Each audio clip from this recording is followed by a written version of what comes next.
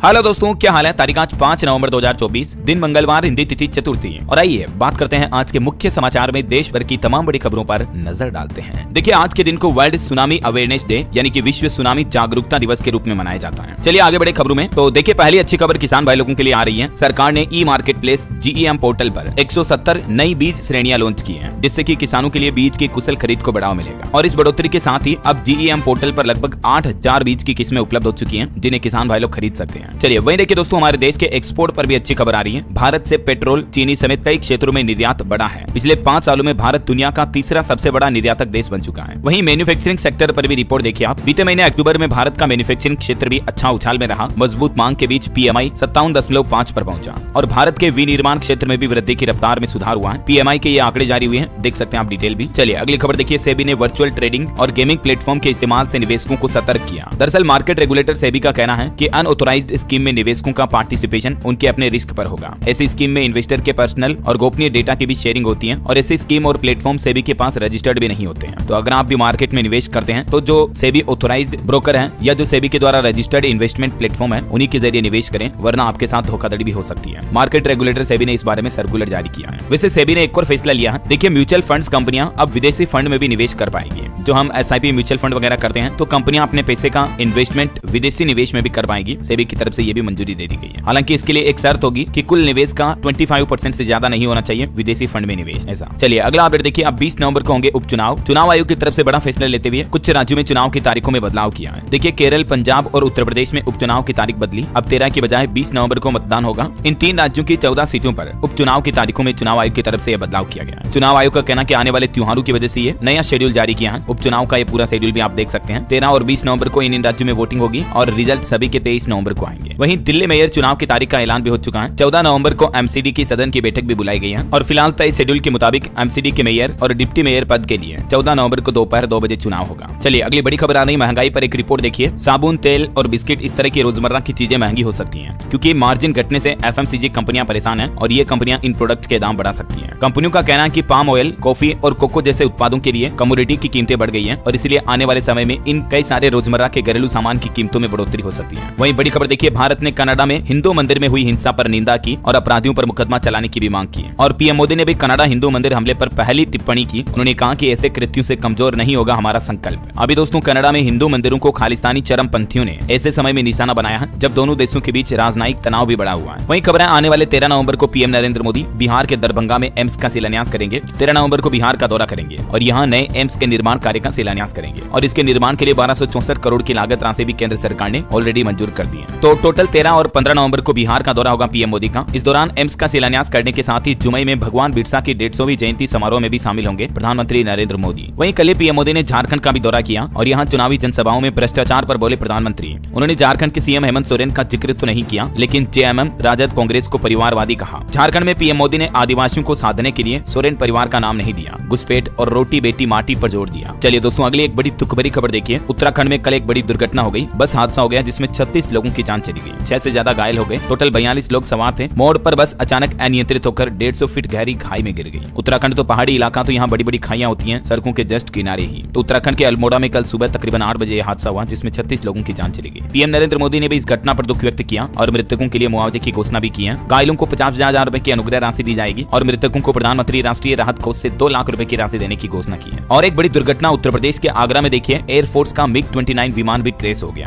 ग्वालियर से इसने उड़ान भरी थी और गिरते ही आग लग गई। हालांकि अच्छी बात यह रही दोस्तों कि इस विमान के क्रैश होने से पहले ही इसके जो पायलट थे सभी के सभी इजेक्ट हो गए, पैराशूट से नीचे कूद गए। और अंतर्राष्ट्रीय न्यूज पर भी एक बड़ी खबर देखिए। इंडोनेशिया में ज्वालामुखी विस्फोट से भी 10 लोगों की जान चली गई। 10 से ज्यादा भूकंप आए, कई घरों पर आग के गोले तक गिरे। 10,000 लोगों पर असर पड़ा। इंडोनेशिया के पूर्वी द्वीप फ्लोट्स में यह ज्वालामुखी विस्फोट हुआ। ये तो अच्छी बात है कि हमारे इधर तो इस तरह के ज्वालामुखी विस्फोट नहीं होते हैं, है ना। चलिए अगला अपडेट देखिए दोस्तों। पश्चिम बंगाल कोलकाता ट्रेनी डॉक्टर मामले पर खबर आ रही है कि आखिरकार 87 दिन बाद संजय पर आरोप तय हुए हैं। हालांकि अभी भी आरोपी संजय का तो ये कहना है कि ममता सरकार मुझे फंसा रही है, मुझे मुंह बंद रखने को कहा गया। लेकिन पश्चिम बंगाल की शियालहद कोर्ट ने कोलकाता के RG कर कॉलेज मामले में अभी तक की जांच के मुताबिक संजय रोय के खिलाफ आरोप तय कर दिया है और 11 नवंबर से इस मुकदमे की रोजाना सुनवाई होगी। और दोस्तों, आपको एक बड़ी सावधान करने वाली खबर बताता हूँ। देखिए, गुजरात में ये घटना हुई। मध्य प्रदेश के 4 बच्चों की जान चली गई। सभी बच्चे एक ही परिवार के थे। हुआ कुछ यूं कि ये बच्चे कार में खेल रहे थे और खेलते वक्त कार का गेट लॉक हो गया और बंद कार थी तो बच्चों की दम घुटने से जान चली गई। अक्सर कई बार ऐसी घटनाएं देखने को मिलती है और ये लापरवाही सरासर परिवार वालों की है, क्योंकि बच्चों को कभी कार में अकेला छोड़ तोड़ना ही नहीं चाहिए। और अगर बच्चे बच्चे कार में खेल रहे हैं तो कार के गेट कांच जो है शीशे वो नीचे होने चाहिए, खुले हुए होने चाहिए, ताकि अगर कार लॉक भी हो जाए तो बच्चे बच्चों का दम ना घुटे। समझ रहे हो? मतलब जिंदगी में कभी कभी छोटी छोटी लापरवाहियां बहुत बड़ा नुकसान कर जाती हैं, जिनकी भरपाई हम कभी नहीं कर पाते हैं। मिलता है तो सिर्फ पछतावा। इसलिए हमेशा हमें बच्चों को लेकर स्पेशल अलर्ट रहना चाहिए कि कहीं कोई दुर्घटना ना हो जाए क्या। तो पहले इन बातों का अगर ध्यान रखें तो ऐसी घटनाओं से बचा जा सकता है ना। चलिए अगली खबर देखिए। पराली जलाने के मामले को लेकर सुप्रीम कोर्ट में सुनवाई हुई और सुप्रीम कोर्ट ने पंजाब और हरियाणा सरकारों को पिछले 10 दिनों का आंकड़े देने के भी आदेश दिए। 14 नवंबर को दस्तावेज जमा होंगे इस मामले में। और दिल्ली में भी जो प्रदूषण काफी ज्यादा बढ़ गया दिवाली बाद, तो इस पर भी सुप्रीम कोर्ट ने दिल्ली सरकार से सवाल किया कि दिल्ली में पटाखे क्यों चले, जबकि पटाखों पर तो बैन था। सरकार और पुलिस एक सप्ताह में बताएं कि पटाखों पर बैन क्यों नहीं रहा। अगली दिवाली के लिए सरकार का क्या प्लान है, ये सुप्रीम कोर्ट ने कुछ सख्त सवाल किए दिल्ली सरकार से। देखते हैं अब दिल्ली सरकार इन पर क्या जवाब पेश करती है। फिलहाल देखिए अगली खबर। किसान आंदोलन पर अपडेट आ रहा है कि शंभू बॉर्डर खोलने को लेकर मीटिंग बेनतीजा रही। किसानों ने सुप्रीम कोर्ट की कमेटी के सामने 12 मांगे रखी। डल्लेवाल बोले कि भूख हड़ताल शुरू करूंगा। ये अभी भी किसान संगठनों की कुछ प्रमुख मांगे हैं। इन मांगों को पूरा करने के लिए अड़े हुए हैं किसान भाई लोग, और इसलिए हरियाणा पंजाब के शंभू बॉर्डर पर तकरीबन फरवरी महीने से ही किसान भाई लोग बैठे हैं। ये बॉर्डर अभी भी बंद है। ये किसानों की मांगों की जानकारी आप थोड़ा सा वीडियो को पॉज करके देख लीजिएगा ना। चलिए अगली खबर देखिए। मध्य प्रदेश के थानों में मंदिर निर्माण पर रोक लगाई गई। हाईकोर्ट ने सरकार से सवाल पूछा, कहा कि किसके आदेश पर थानों में मंदिर बन रहे हैं। सीएस और डीजीपी को भी नोटिस जारी किया। वहीं देखिए दोस्तों एक अनोखी घटना। एमपी के शहडोल में जन्मे 2 शरीर दिल एक वाले जुड़वा बच्चे। मां बोली की शादी के 6 साल बाद हुए, फिर भी ऐसी संतानें हुई। डॉक्टर ने कहा कि 1 लाख बच्चों में ऐसा एक केस आता है जब बच्चे चिपके हुए पाए जाते हैं। आपने देखा होगा सोशल मीडिया पर कई बच्चे ऐसे होते हैं। इन बच्चों के पैर 4 हैं, सिर भी 2 हैं, पेट से दोनों बच्चे जुड़े हुए हैं। जुड़वा बच्चों का जन्म हुआ लेकिन बच्चे पूरे परिपक्व नहीं हो पाए, इस तरह से इनकी बॉडी चिपक गई। एमपी के शहडोल मेडिकल कॉलेज में ये मामला सामने आया। दरअसल जब मां के गर्भ में बच्चे जुड़वा होते हैं तो यूजुअली इस तरह के 5 केस हो सकते हैं। ये एक तरह का भ्रूण में डिसऑर्डर हो जाता है, इस वजह से बच्चे पूरे अलग होकर परिपक्व नहीं हो पाते हैं, है ना। चलिए अगली खबर देखिए दोस्तों। भारतीय लोगों को लेकर एक सर्वे रिपोर्ट सामने आ रही है कि भारतीयों को नेताओं पर सबसे ज्यादा भरोसा है, जबकि दुनिया में सेना से ज्यादा रेस्टोरेंट के वेटर भरोसेमंद माने जाते हैं। ग्लोबल ट्रस्टवर्दी इंडेक्स 2024 की तरफ से आंकड़े जारी किए गए। इन आंकड़ों के मुताबिक भारत में डॉक्टर्स, टीचर्स पर आधे से भी ज्यादा लोगों को भरोसा है, जबकि दुनिया भर के लोगों को अपनी सेना से ज्यादा होटल रेस्टोरेंट के वेटर पर भरोसा होता है। मतलब देखिए आप लोगों की साइकोलॉजी की रिपोर्ट सामने आई है। और नेताओं मंत्रियों की बात करें तो दुनिया के दूसरे देशों के मुकाबले भारतीय लोगों को इन पर सबसे ज्यादा भरोसा है। ये सर्वे के कुछ डेटा भी आप देख सकते हैं। चलिए खेल जगत से जुड़ी अगली खबर देखिए। भारतीय विकेट कीपर रिद्धिमान साहा ने संन्यास का ऐलान किया। बोले कि ये रणजी सीजन मेरा आखिरी सीजन होगा। भारत के लिए इन्होंने 40 टेस्ट मैच खेले हैं। वहीं खबर है कि ऑस्ट्रेलिया ने पाकिस्तान को भी 2 विकेट से हराया। वनडे सीरीज में 1-0 की बढ़त बनाई। चलिए अगला अपडेट देखिए दोस्तों। जम्मू कश्मीर विधानसभा के पहले ही सत्र में हंगामा हुआ। पीडीपी विधायक ने 370 हटाने के खिलाफ प्रस्ताव पेश किया और भाजपा विधायकों ने इसका विरोध भी किया। और खबर है कि सरकार ने आरबीआई के डिप्टी गवर्नर पद के लिए भी आवेदन आमंत्रित किए। माइकल देवव्रत पात्रा की जगह अब नई नियुक्ति होगी रिजर्व बैंक के डिप्टी गवर्नर के लिए, क्योंकि उनका कार्यकाल 14 जनवरी 2025 को समाप्त हो रहा है। और खबर है अंतर्राष्ट्रीय सोलर अलायंस की शुरुआत हुई। फ्रांस को 2 सालों के लिए मिलेगी इसकी अध्यक्षता की जिम्मेदारी। अंतर्राष्ट्रीय सोलर अलायंस के वर्तमान अध्यक्ष केंद्रीय मंत्री प्रहलाद जोशी ने कहा कि भारत सौर ऊर्जा को आगे बढ़ाने में लगातार लगा हुआ है। प्रधानमंत्री नरेंद्र मोदी ने भी नीतिगत निर्णय लेकर देश के तमाम क्षेत्रों में सौर ऊर्जा को बढ़ावा देने का काम किया है। और अभी फिलहाल इस बैठक में फ्रांस से अंतर्राष्ट्रीय सोलर अलायंस का नया अध्यक्ष चुना गया है। करंट अफेयर्स के हिसाब से इंपोर्टेंट है, ध्यान रखिएगा ना। चलिए अगला अपडेट है दोस्तों। आने वाले छठ पूजा त्योहार में शामिल होंगे 15 करोड़ से भी ज्यादा लोग। 96 घंटे में होगा 12,000 करोड़ रुपए का कारोबार। केट की तरफ से अनुमान लगाया गया है इस वर्ष छठ पूजा छठ महापर्व पर भी देश भर में लगभग 12,000 करोड़ का व्यापार होने की संभावना है। और वहीं घूमने फिरने वाले लोगों के लिए अच्छी खबर आ रही है। थाईलैंड जाने की सोच रहे भारतीयों के लिए खुशखबरी। थाईलैंड देश ने अनिश्चित काल के लिए मुफ्त वीजा की नीति को आगे बढ़ा दिया। वैसे तो अभी थाईलैंड में मुफ्त वीजा यानी फ्री वीजा नीति 11 नवंबर 2024 तक खत्म होने वाली थी, लेकिन थाईलैंड ने अपने पर्यटकों को ध्यान में रखते हुए ये फैसला लिया है और अभी आप थाईलैंड में आगे भी बिना वीजा के घूमने फिरने जा सकेंगे, है ना। बहरहाल अभी तो कुछ और महत्वपूर्ण और काम की खबरें देखेंगे दोस्तों अपन, लेकिन फिलहाल वक्त तो चला है आज के ताजा मौसम समाचार जानने का। और हाँ, आपको याद दिला दूं, अगर आप डीएलएस न्यूज चैनल पर पहली बार आए हैं और चैनल को अभी तक भी सब्सक्राइब नहीं किया ना दोस्तों, तो इसे सब्सक्राइब करके बेल आइकन दबा दीजिएगा और इस वीडियो पर एक छोटा सा प्यार भरा लाइक भी कर देना, ताकि आपको रोजाना की ताजा खबरें, महत्वपूर्ण मुख्य समाचार, सरकार के नए नियम, नई सरकारी योजनाओं की जानकारी सबसे पहले आपके मोबाइल पर मिलती रहेगी। क्योंकि आप खुद डीएलएस न्यूज चैनल पर जाकर देख लो, रोजाना आपको तारीख वाइज A to Z काम की खबरें एक साथ एक ही वीडियो में मिल जाती है ना। तो देख लेना, आप अपने हिसाब से सब्सक्राइब जरूर कर लेना और बाकी लाइक तो शेयर तो कर ही दिया करो यार। चलिए दोस्तों, अपनी बातें बाद में करेंगे, फिलहाल अपन आज के मौसम समाचार पर नजर डाल लेते हैं। तो देखिए, एक तो मौसम वैज्ञानिकों द्वारा चिंताजनक रिपोर्ट आ रही है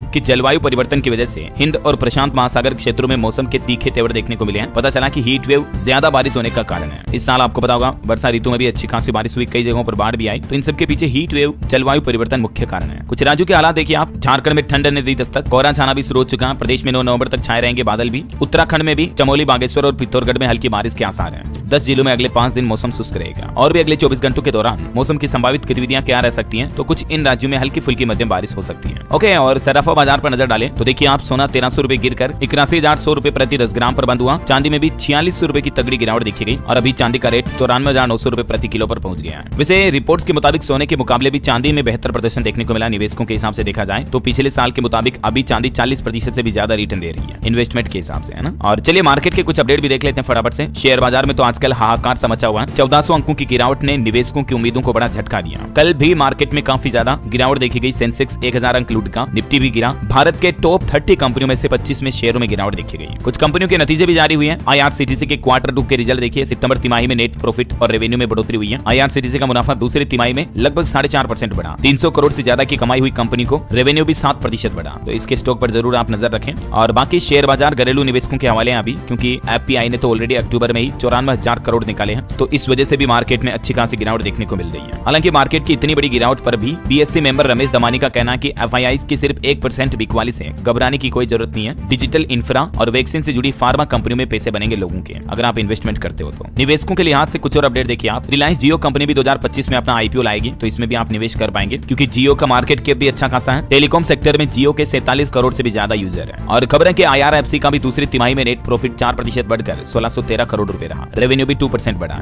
इसके शेयर ने पिछले एक साल में 110% तक का रिटर्न दिया। और देखिए एपकॉन्स इंफ्रास्ट्रक्चर का शेयर 8% नीचे 426 पर लिस्ट हुआ। वहीं एक और आईपीओ भी आज से ओपन होने जा रहा, सेजिलिटी इंडिया का, जिसमें आप 7 नवंबर तक निवेश कर पाएंगे। मिनिमम 15,000 रुपए इन्वेस्टमेंट करने होंगे। नीवा बुपा हेल्थ इंश्योरेंस का आईपीओ भी 7 नवंबर को ओपन होगा, जिसमें आप 11 नवंबर तक इन्वेस्टमेंट कर पाएंगे। मिनिमम इन्वेस्टमेंट रहेगा 14,800 का, ठीक है। और वहीं खबर है कि एसबीआई म्यूचुअल फंड ने भी 10 लाख करोड़ का एयूएम पार कर लिया, मतलब total assets under management 10 lakh crore का हो चुका है। और देखिए डॉलर के मुकाबले रुपया भी 84.11 के निचले स्तर पर आया। लोकल आउटफ्लो और शेयर मार्केट में बड़ी गिरावट ही इसके पीछे कारण है कि डॉलर के मुकाबले रुपया इतना गिरा है और इससे इंपोर्ट थोड़ा महंगा होगा। ओके, तो ये तो कुछ फाइनेंस और मार्केट से जुड़े अपडेट्स रहे। चलिए अब अपन आगे बढ़ते हैं खबरों में फटाफट से दोस्तों। कुछ और बड़ी खबरें देख लेते हैं। देखिए चुनाव आयोग ने महाराष्ट्र की डीजीपी का भी ट्रांसफर किया। विपक्ष की शिकायत पर यह एक्शन लिया गया। वहीं खबर है उत्तराखंड में शिक्षा विभाग के 1096 प्रवक्ताओं की वरिष्ठता सूची रद्द हुई। लोक सेवा अभिकरण की तरफ से यह महत्वपूर्ण फैसला लिया गया। दिल्ली वासियों के लिए एक गुड न्यूज आई। 15 दिन में 90,000 राशन कार्ड बनाएगी दिल्ली सरकार। छुट्टी के मौके पर भी कार्यालय खुले रहेंगे। 19 नवंबर तक दिल्ली की मुख्यमंत्री आतिशी सरकार की तरफ से यह प्लान बनाया गया। वहीं खबर देखिए झारखंड के गढ़वा में पीएम नरेंद्र मोदी ने 21 लाख नए घर बनाने का भी वादा किया अपनी चुनावी रैली के संबोधन के दौरान। राजस्थान के मुख्यमंत्री भजनलाल शर्मा ने भी दुग्ध उत्पादकों को बड़ा तोहफा दिया। 183 करोड़ रुपए का डीबीटी के माध्यम से भुगतान किया। दिवाली के मौके पर मुख्यमंत्री दुग्ध उत्पादक संबल योजना के अंतर्गत 5 रुपए प्रति लीटर की दर से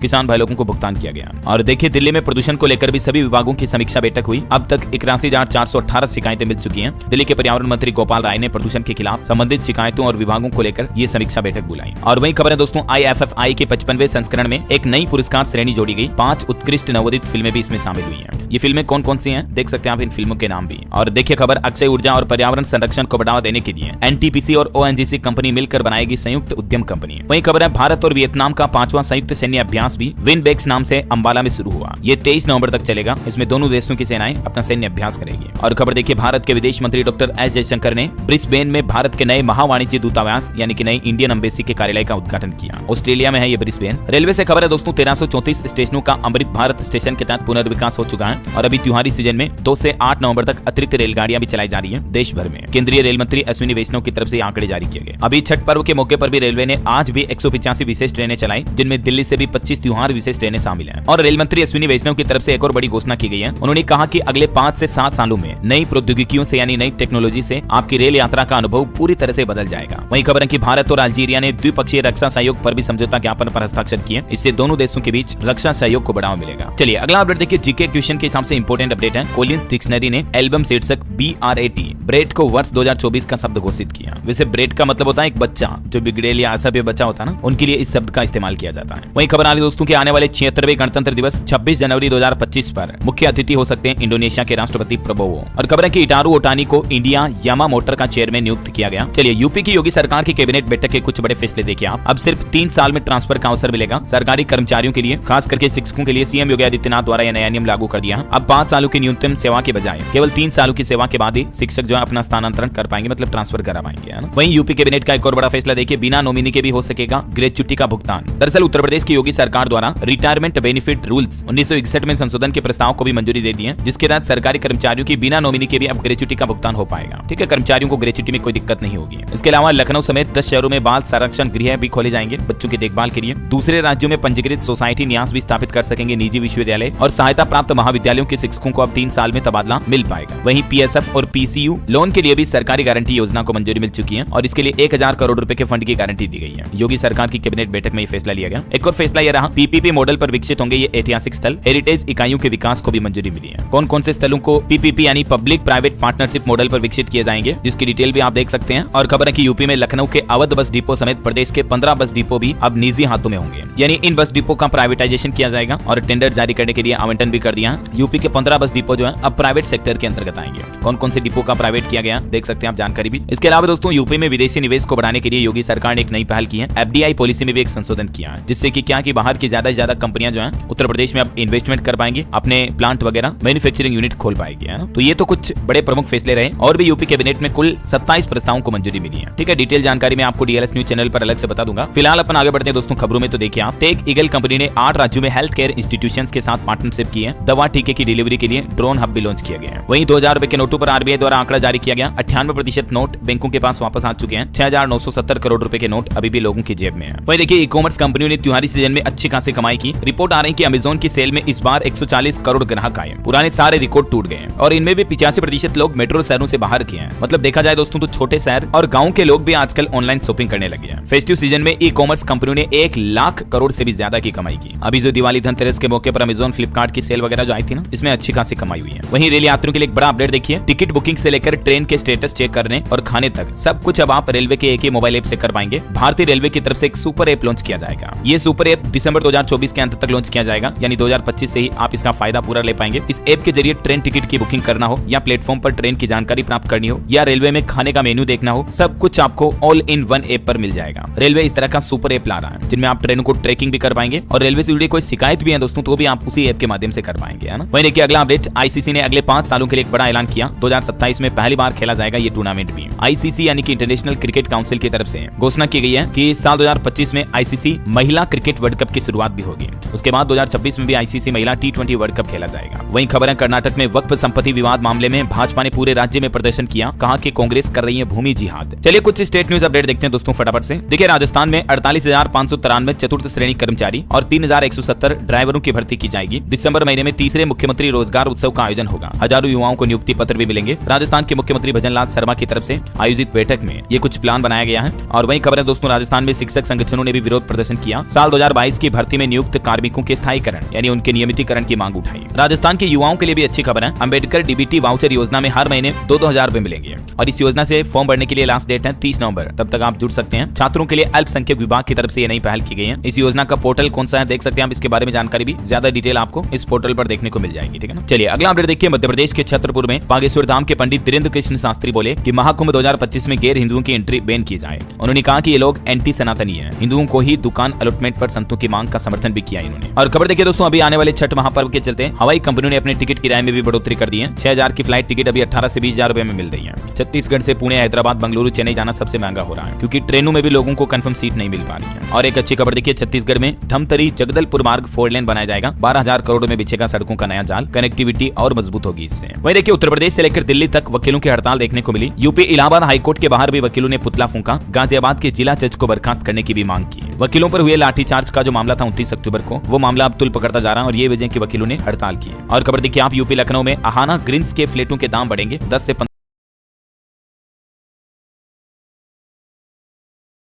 यूपी अयोध्या में भी गन्ना पेराई सत्र 16 नवंबर से शुरू होगा। केएम शुगर मिल मसौदा में 17 और अकबरपुर चीनी मिल में 18 नवंबर से गन्ना की पेराई शुरू होगी। और बड़ी खबर आ रही, बिहार में भी देखिए 24,000 शिक्षकों की नौकरी खतरे में है क्योंकि 4,000 तो फर्जी मिले, मतलब जिनके डॉक्यूमेंट सही नहीं पाएंगे और 80% को सीटेट में 60% से भी कम नंबर आए हैं। 20% के सर्टिफिकेट भी फेक हैं। तो ये जो काफी शिक्षकों की भर्ती हुई, इनमें लगभग सभी के डॉक्यूमेंट वेरिफिकेशन के दौरान ये गड़बड़ियां सामने आई है। हो सकता है अब इन शिक्षकों की नौकरी वापस छीनी जा सकती है। वहीं खबर देखिए, बिहार पटना में 100 घाट, 45 पार्क और 63 तालाबों में होगा छठ महापर्व। तैयारियां भी शुरू हो चुकी है इसकी। 7 और 8 नवंबर को जेपी सेतु भी बंद रहेगा। ये देख सकते हैं आप तैयारियों की कुछ तस्वीरें भी। छठ महापर्व के चलते बिहार के कई शहरों में 5 से 8 नवंबर तक भारी वाहन भी नहीं चलेंगे। चलिए अगला अपडेट देखिए, हरियाणा सरकार का नया प्लान, हर सड़क मिनिमम 18 फीट चौड़ी होगी। पीडब्ल्यूडी मंत्री ने अधिकारियों को पहला टास्क दिया और कहा कि 2 साल का समय है, कोताही बर्दाश्त नहीं करूंगा, सड़कों का चौड़ीकरण किया जाएगा। वहीं बड़ी खबर देखिए, पंजाब में आम आदमी पार्टी और बीजेपी उम्मीदवारों के घरों के बाहर धरना दिया गया। 26 टोल फ्री कराए गए। डिम्पी ढिल्लों के घर आज से शुरू होगा प्रदर्शन। पंजाब में धान की लिफ्टिंग और डीएपी की कमी के मुद्दे पर किसान भाई लोगों ने यह फिर से विरोध प्रदर्शन किया। गया। हरियाणा में भी प्रदूषण पर रिपोर्ट आ रही कि 20 शहरों का AQI अभी भी 300 के पार है। पंजाब में 9 अधिकारियों पर कार्रवाई भी की गई। वहीं खबर है चंडीगढ़ में बनेगा इंटरनेशनल जिम्नेजियम हॉल, खेल विभाग से मंजूरी मिली, यहाँ अंतर्राष्ट्रीय टूर्नामेंट भी हो सकेंगे। रेल विकास पर और एक बड़ा अपडेट देखिए दोस्तों, 3 घंटे में मुंबई से गुजरात अहमदाबाद का सफर कर पाएंगे आप। बुलेट ट्रेन परियोजना का काम तेजी से जारी है। 12 पुलों का तो निर्माण भी पूरा हो चुका है। मुंबई से लेकर अहमदाबाद तक टोटल 508 किलोमीटर के सफर में नदियों पर भी 20 ब्रिज बनाए गए हैं। ये कुछ ड्रोन फुटेज का वीडियो भी आप देख सकते हैं। यहाँ हमारे देश की पहली बुलेट ट्रेन शुरू होने जा रही है। उम्मीद है 2025-26 तक ये ट्रेन सेवा शुरू भी हो जाएगी। वहीं केंद्र सरकार का एक और प्लान देखिए आप, 10 साल में 13 गुना बढ़ा शहरी विकास पर खर्च। अब राज्यों की जिम्मेदारी बढ़ाने की भी तैयारी कर रही है केंद्र सरकार। दरअसल आवासन एवं शहरी कार्य मंत्रालय का कहना है कि फिलहाल उसकी नई योजना लाने की कोई प्लानिंग नहीं है। मंत्रालय अभी मौजूदा कार्यक्रमों पर ही फोकस बढ़ा रहा है। तो फिलहाल की जो रनिंग परियोजनाएं हैं वो कंप्लीट पूरी हो जाए, उसके बाद केंद्र सरकार कुछ नई योजनाएं लाएगी। वहीं खबर देखिए, उड़ान के समय इंटरनेट का भी इस्तेमाल कर सकेंगे। सरकार की तरफ से इसको लेकर कुछ दिशा निर्देश जारी किए गए हैं। दरअसल हवाई यात्रियों के लिए हवाई सफर के दौरान इंटरनेट यूज करने को लेकर सरकार की तरफ से नए नियम लागू किए हैं, जिनमें कहा गया कि उड़ान के दौरान यात्रियों को 3000 मीटर की ऊंचाई पर पहुंचने के बाद ही विमान में इलेक्ट्रॉनिक उपकरणों के उपयोग की अनुमति होगी। यानी उसके बाद मोबाइल फोन आप लैपटॉप टैबलेट वगैरह का इस्तेमाल कर पाएंगे। ये केंद्र सरकार की तरफ से हवाई यात्रियों के लिए कुछ नए दिशा निर्देश जारी किए हैं। और खबर है हरियाणा में राज्य स्तरीय महिला पुरस्कार योजना के लिए भी 27 दिसंबर तक आवेदन कर पाएंगे। और वहीं खबर देखिए, जम्मू वासियों के लिए एक अच्छी खबर। जम्मू कश्मीर के उपराज्यपाल मनोज सिन्हा का कहना कि 3 सिद्धांतों पर काम कर रही है मेरी सरकार। 200 यूनिट फ्री बिजली मिलेगी जम्मू वासियों को जल्दी। इसके अलावा भी जम्मू कश्मीर को पूर्ण राज्य का दर्जा भी बहाल किया जाएगा जल्द ही। चलिए कुछ एजुकेशनल खबरें देखते हैं। देखिए, बैंक ऑफ बड़ौदा में 592 पदों पर भर्ती निकली हुई है। 17 नवंबर लास्ट डेट है, तब तक आप अप्लाई कर सकते हैं। वहीं केट परीक्षा के लिए भी आज प्रवेश पत्र यानी कि एडमिट कार्ड जारी कर दिए जाएंगे। 24 नवंबर को एग्जाम होगा। हरियाणा में भी 10 नवंबर से CET एग्जाम के लिए आवेदन शुरू होंगे और दिसंबर में एग्जाम होने की संभावना है। और मोबाइल फोन लॉन्चिंग पर खबर है, Realme GT7 Pro 26 नवंबर को लॉन्च होगा। इसमें आपको 12 GB रैम, 6500 mAh बैटरी मिलने की उम्मीद है। अनुमानित कीमत 20,000 रुपए तक हो सकती है। और अंतर्राष्ट्रीय न्यूज पर एक बड़ी खबर देखिए, अमेरिका के रिटायर्ड आर्मी ऑफिसर ने डोनाल्ड ट्रंप के खिलाफ बयान देते हुए कहा कि डोनाल्ड अगर राष्ट्रपति बने तो देश की सुरक्षा और संविधान को खतरा हो सकता है। वे हिटलर के समर्थक हैं। और चलिए दोस्तों, अंत में आज के राशिफल पर नजर डालते हैं। देखिए, सिंह राशि के लोग अपनी कार्य क्षमता के अनुसार काम करें। कन्या राशि के लोगों को परिवार की मदद मिल सकती है। कर्क राशि वालों की एक्स्ट्रा इनकम के सोर्स बनेंगे। तुला, धनु और मकर राशि वालों के लिए भी आज का दिन काफी अच्छा रहेगा। और भी कुछ अलग अलग राशियों का राशिफल आप देख सकते हैं स्क्रीन पर। और हाँ दोस्तों, आप मुझे कमेंट करके बताइए कि भारत की पहली बुलेट ट्रेन परियोजना किस राज्य में बनाई जा रही है। कमेंट करके लिखना आपको उस राज्य का नाम। सही जवाब देने वाले लोगों को रैंडमली सेलेक्ट होने पर DLS न्यूज टीम की तरफ से एक शानदार सरप्राइज गिफ्ट जीतने का मौका मिलेगा। और इसी के साथ ही अगर आपको वीडियो अच्छा लगा तो इसे लाइक करना, शेयर भी करना। DLS न्यूज चैनल को सब्सक्राइब करके बेल आइकन जरूर दबा देना, रोजाना ऐसी इंफॉर्मेटिव काम की महत्वपूर्ण खबरें देखते रहने के लिए। ख्याल रखिएगा अपने आप का, अपने परिवार का।